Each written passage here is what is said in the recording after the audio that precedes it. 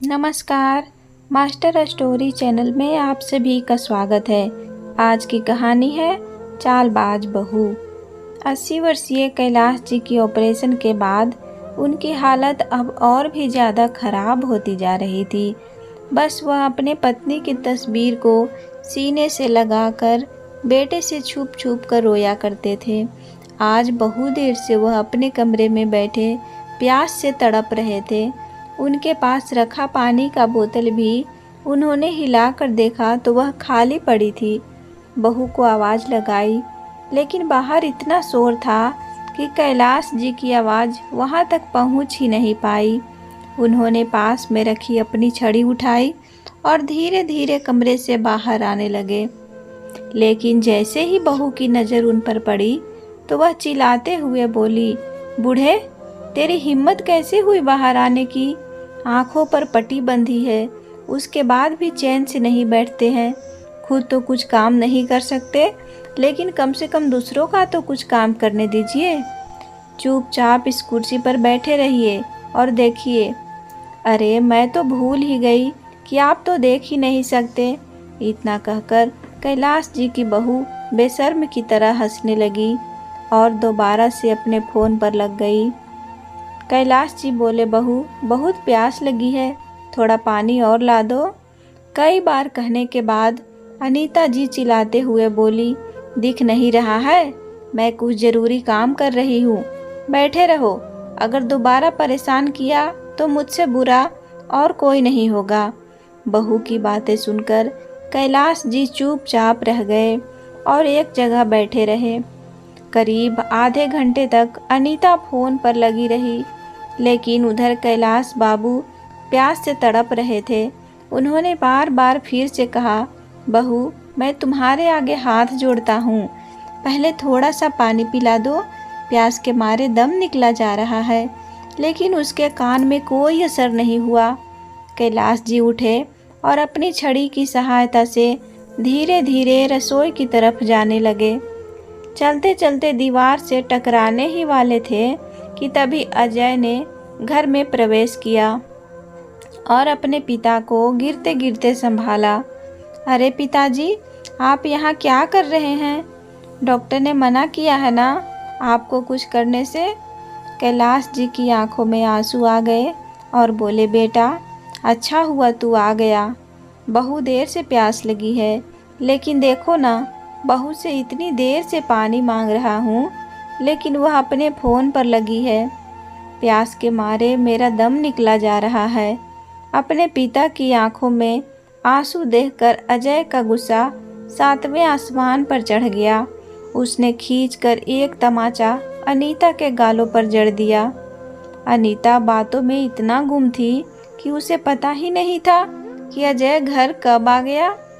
अनीता हड़बड़ाते हुए बोली, अरे अजय, आप कब आए? अजय ने दूसरा तमाचा भी अनीता के गाल पर जड़ दिया। कितनी बार तुम्हें समझाना पड़ेगा कि मेरे पिताजी का ख्याल रखा करो, पर तुम्हें समझ में नहीं आता। अनीता बोली, अजय मैं पूरे दिन पिताजी की सेवा करने में लगी रहती हूँ, थोड़ी देर अपनी माँ से बात कर ली तो क्या हो गया? क्यों पिताजी, आप अब अजय को बताइए ना। कैलाश जी चुपचाप खड़े रहे, क्योंकि बेटे के जाते ही अनीता उन्हें खाना पीना पूछना तो दूर, उनके कमरे में आकर झांकती भी नहीं थी। अजय चिल्लाते हुए बोला, अगर तुम इस वक्त भी मेरे पिता का ध्यान नहीं रख सकती तो तुम यहाँ से जा सकती हो, मैं अपने पिता का ख्याल खुद रख लूँगा। कैलाश जी बोले, बेटा मैं तुम्हें परेशान नहीं करना चाहता हूँ, मेरे वजह से तुम दोनों आपस में अपना रिश्ता खराब मत करो। मैं तुमसे कब से कह रहा हूँ कि मुझे किसी सरकारी अस्पताल में छोड़ आओ। बहू को भी दिन में 1000 काम होते हैं, वह भी बेचारी कब तक मेरी सेवा करेगी? ना जाने भगवान ने मुझे यह सज़ा क्यों दी है। ना मैं जन्माष्टमी पर मंदिर जाता और ना ही मेरा पैर फिसलता और ना ही मुझे सर पर चोट लगता। सर पर चोट क्या लगी कि आंखों के आगे अंधेरा सा छा गया। वह तो भला हो भगवान के पुजारी का। उन्होंने मुझे अस्पताल में भर्ती करवाया और अजय को मेरी खबर दी। बेटा, अगर मेरी आँखों का ऑपरेशन सफल नहीं हुआ तो क्या होगा? मैं खामोखा तुम पर बोझ बन जाऊंगा, चिंता भरी आवाज़ में कैलाश जी ने कहा और उनकी आंखों से आंसू निकलने लगे। अपने पिता के आंखों में आंसू देखकर अजय के भी आंखों में पानी आ गया और वह अपने पिता का हाथ पकड़कर बोला, पिताजी, आप इतनी चिंता क्यों करते हैं? मैं अच्छे से अच्छे डॉक्टर से आपका इलाज कराऊंगा। देखना आप फिर से पहले जैसा हो जाएंगे। चाहे मुझे आपकी आंखों की ऑपरेशन के लिए अपना खून पसीना ये क्यों नहीं करना पड़े, मैं सब करूँगा। कैलाश जी बोले, बेटा, अगर तुम अपने जीवन भर की पूंजी मुझ पर लगा दोगे तो बहू और बच्चों का कैसे ख्याल रखोगे? इससे अच्छा है तुम मुझे वृद्धाश्रम छोड़ाओ। मैं अंधा अब वैसे भी किसी काम का नहीं हूँ। अजय पिता की गोद में सर रखकर बोला, पिताजी, आपको मैं कहाँ छोड़ाऊँ, कैसे भूल जाऊँ आपका वह उपकार जब मम्मी के चले जाने के बाद आपने मुझे 5 साल की उम्र से लेकर अब तक इतना प्यार दिया, मेरी हर ख्वाहिश पूरी की, यहाँ तक कि मुझे पढ़ने के लिए लोगों से कर्ज लेकर बाहर पढ़ने के लिए भेजा। खबरदार पिताजी, अगर आपने दोबारा ऐसी बात की तो मैं मर जाऊंगा, लेकिन अपने पिता का साथ आखिरी सांस तक नहीं छोड़ूंगा। बेटे की बातें सुनकर कैलाश जी फूट फूट कर रोने लगे तो अजय ने अपने पिता को गले से लगा लिया। अजय ने सोच लिया था अपने पिता के लिए एक अलग से नर्स रखेगा ताकि पिताजी को किसी भी चीज़ की असुविधा ना हो। बाप बेटे का प्यार देखकर अनीता मुंह बनाते हुए अपने कमरे में चली जाती है और बोली, इनका जो होना होगा वह तो होगा ही। बूढ़े सास ससुर बोझ से कम नहीं होते हैं, ऊपर से एक अंधा ससुर है। भगवान, यह सब मुझसे तो बिल्कुल भी नहीं होगा। अच्छा होता कि बूढ़ा अपनी बेटी के पास जाता और वहीं पर फिसल कर गिर गया होता, तब मज़ा आता। कम से कम उसकी बेटी पर सारा दोष जो हो जाता और मुझे इस बूढ़े को रखना भी नहीं पड़ता। अनीता से एकदम अलग अजय अपने पिता का खूब ख्याल रखता था। ऑपरेशन के बाद उनका बहुत ज़्यादा से ज़्यादा ख्याल रखना, उनके साथ अधिक से अधिक समय बिताने की कोशिश करता था। वहीं उनकी बहू अनीता को वह फूटी आँख भी नहीं सुहाते थे। कुछ रोज बाद अजय को ऑफिस के काम से 20 या 25 दिनों के लिए दूसरे शहर जाना था, तो उसने अनीता से कहा, अनीता, मैं ऑफिस के काम से 20-25 दिनों के लिए दूसरे शहर जा रहा हूँ। 4 दिन के बाद पिताजी की आंखों की पट्टी खुलने वाली है, लेकिन मैं नहीं रहूँगा तो बड़ी मुश्किल हो जाएगी। अब मैं क्या करूँ? क्या तुम नर्स के साथ मिलकर सब कुछ संभाल सकती हो या फिर मैं ट्रिप कैंसिल कर दूँ? ज़्यादा से ज़्यादा और क्या होगा, प्रोजेक्ट किसी और को मिल जाएगा और मेरा प्रमोशन कुछ दिनों के लिए रुक जाएगा। क्या करूं, तुम बताओ? अनीता बोली, नहीं जी, प्रमोशन मत रोकिए, ऐसे ही घर में परेशानी कम नहीं है। जब से पिताजी को चोट लगी है खर्च बढ़ते ही जा रहे हैं, ऊपर से आप प्रमोशन रोकने की बात करते हैं। उस दिन आपने मुझे समझाया था तो मुझे अपने पिताजी की कदर समझ में आ गई, इसलिए आप चिंता मत कीजिए, मैं सब संभाल लूँगी। वैसे भी मैं अपनी माँ को आने के लिए कह दी हूँ। अरे मम्मी जी को बुलाने की क्या ज़रूरत है? बुलाना होता तो दीदी को बुला लेती, वह मदद भी कर देती। अनीता मुंह बनाकर बोली, नहीं, मुझे दीदी को नहीं बुलाना है। वह आएंगे तो दोनों शैतान बच्चे भी उनके साथ आ जाएंगे और आप जानते हैं कि वह मेरी मदद से ज़्यादा घर का नुकसान कर देंगे। आप नहीं रहेंगे तो उन्हें कौन संभालेगा? नहीं नहीं, वह बच्चे मुझे इस घर में नहीं चाहिए। वैसे भी आप ही तो कहते हैं कि पिताजी की आराम की ज़रूरत है, फिर उन बच्चों के रहते पिताजी आराम कैसे करेंगे? मुझे ऐसी मदद नहीं चाहिए। आप जाइए, मैं सब देख लूँगी। अजय बोला, ठीक है, मैं चलता हूँ, बस तुम पिताजी का ध्यान रखना। अब क्या था, अजय ने सारी पैकिंग पूरी की और अपने पिताजी का आशीर्वाद लिया और अपने पत्नी से विदा लेकर चला जाता है। 4 दिन बाद अनीता की माँ कंचन देवी घर आ जाती है और कैलाश जी की पट्टी घर पर ही खोल देती है। खोलने के बाद उन्हें कुछ भी दिखाई नहीं देता। उन्होंने बहुत मना किया कि बहू, मुझे अस्पताल ले चलो, वहाँ मेरी पट्टी खुलवाना है, लेकिन बहू नहीं मानी। उसने कहा, कितना खर्चा होगा जो डॉक्टर खोलेगा, मैं यहीं पर खोल देती हूँ। अपने ससुर की बातों को अनदेखा करके अनीता ने अपने ससुर की आंखों की पट्टी खोल दिया। दुर्भाग्यवश से उन्हें कुछ भी दिखाई नहीं देता और वे तड़प कर रोने लगते हैं। अनीता की माँ कंचन देवी पहले से वहाँ आकर जो बैठी थी, कैलाश जी अपने बहू को बोझ लगने लगे थे। वह बार बार बहू को बुलाकर अपने काम के लिए कहते रहते थे। एक दिन कैलाश जी ने अपनी बहू को नहलाने के लिए कहा और कहा कि बहू, मेरे बालों में खुजली हो रही है, मेरे बालों में शैम्पू कर दो। उस पर अनीता गुस्से में दंदनाते हुए आई और खींचकर 2 तमाचा अपने ससुर के गालों पर जड़ दी और बोली, चुपचाप यहीं पड़ा रह बूढ़े, क्या मैं तेरी नौकर हूँ?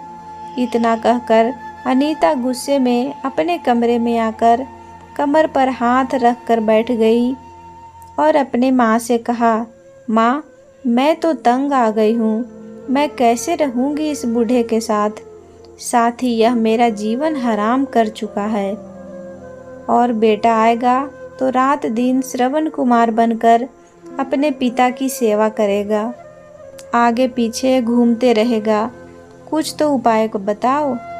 कंचन देवी बोली, बेटा, मेरे दिमाग में एक बात आई है, क्यों न दामाद जी के आने से पहले हम तुम्हारे ससुर को कहीं छोड़ आए?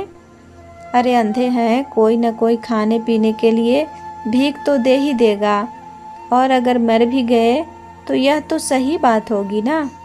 अनीता ने कहा, लेकिन माँ, अगर हम पकड़े गए तो? कंचन देवी बोली, कुछ नहीं होगा, बूढ़ा को खिला पिलाकर मंदिर ले जाने के बहाने रेलवे स्टेशन पर छोड़ आएंगे, वहाँ बहुत भीड़ भाड़ होती है।